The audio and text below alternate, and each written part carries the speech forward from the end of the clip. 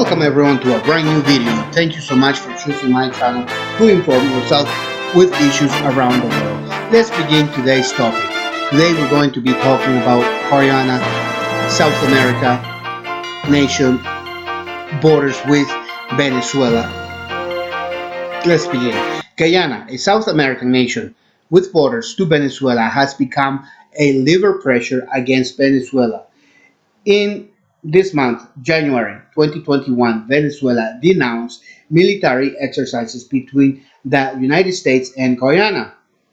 These two nations signed a treaty back in 1966, February 17th. Guyana, Esseguibo, is a disputed territory of 159,552 square kilometers or 61,600 square miles. This territory is located west of Esseguibo River. At the present time, or has always been administered and controlled by Guyana, but claimed by Venezuela. The boundary dispute inherited from colonial powers, Spain in the case of Venezuela, and Netherlands and the United Kingdom in the case of Guyana, and complicated by its independence from the United Kingdom in 1966.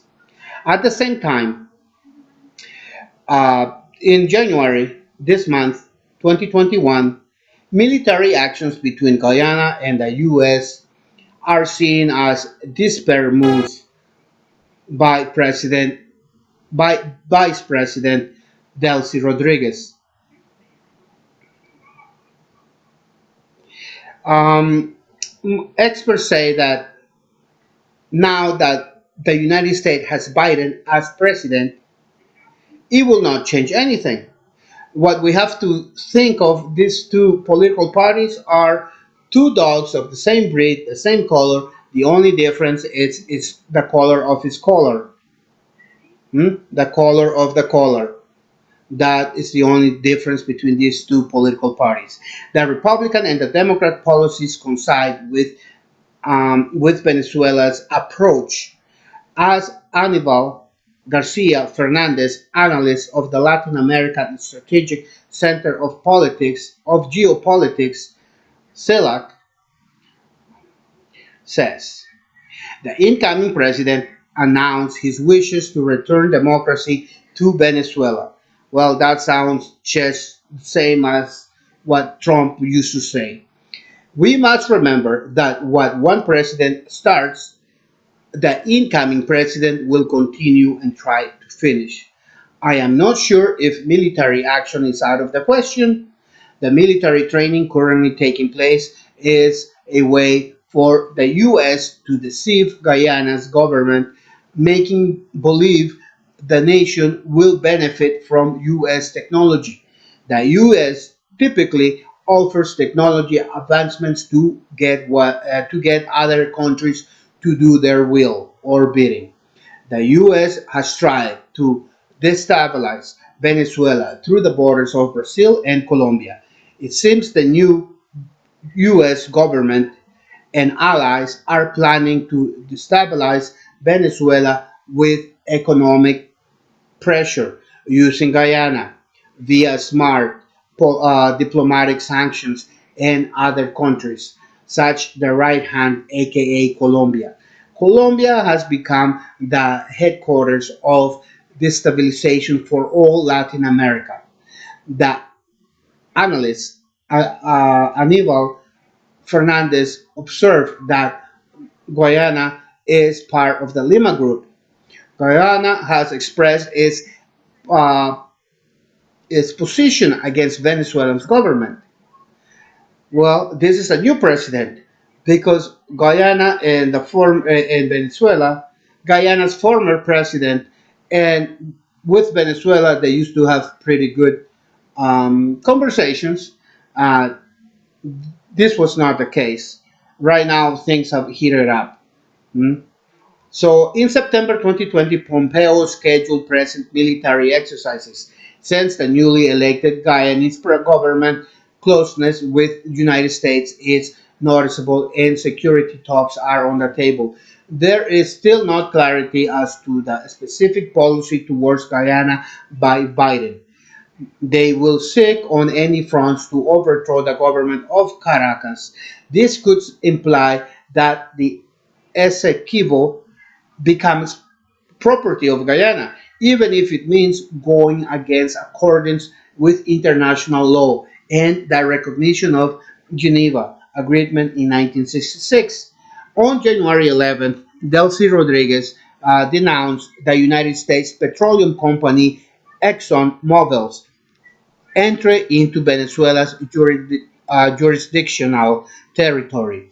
Garcia Fernandez pointed out that the Biden energy policy is aimed at strengthening um, renewable energies and it will not allow new drilling of hydraulic fractures and eliminate financial aid to big oil companies. This means that the oil companies have, um, that is his plan. But what we have to take in consideration is that big oil companies have extensive ties with U.S. Congress. Hmm? So they may be buying out Congress, these large oil companies. The analyst says that any initiative in the oil sector must go through Congress and the Senate. And these two do not have any consensus on the energy policy to move away from large companies. Analyst Aníbal Fernandez says that, that Biden faces two short term issues: the adjustment to the pandemic and the economic crisis of the oil companies. Also, they have to take in consideration that Chinese presence in Latin America in infrastructure and energy projects. This said does not exclude the possibility of encouraging this type of oil business in Latin America, a region rich in strategic resources, including oil and gas. So what this is saying is that these large oil companies, in usually working in the U.S., may go to other Latin American countries, and we're already seeing Exxon trying to play its role in a territory that is being disputed. Hmm? Also, Obama's policy, a project called Connecting America 2022, which aims to link several nations in the continent by gas pipes and electricity. For Brazil, the problem are centered in the environmental political policy of President Jairo Bolsonaro. Aníbal Garcia pointed out Biden proposed to create a 20,000 million uh, global global help to the Amazon. Bolsonaro rejected it because he said his argument was he would go against Brazilian sovereignty.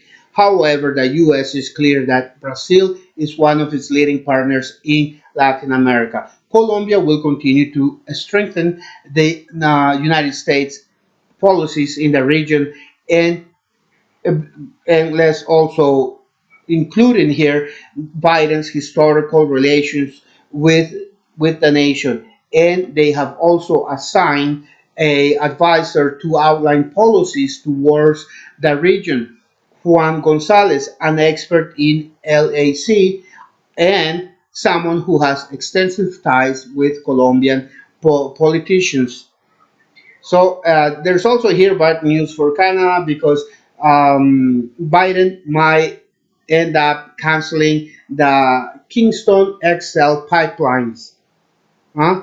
And this is one of the main reasons why the U.S. wants control of the Essequibo, because they're going to need the heavy oil that is only found in Venezuela. Okay, my friends, this is the end of my video. Thank you so much for reaching this point of the video. I hope it has helped you understand what we're going to be hearing in the news, and this is the truth. So thank you so much for reaching this point of the video. And as I always say, help someone in your community, as you might be the only one doing it.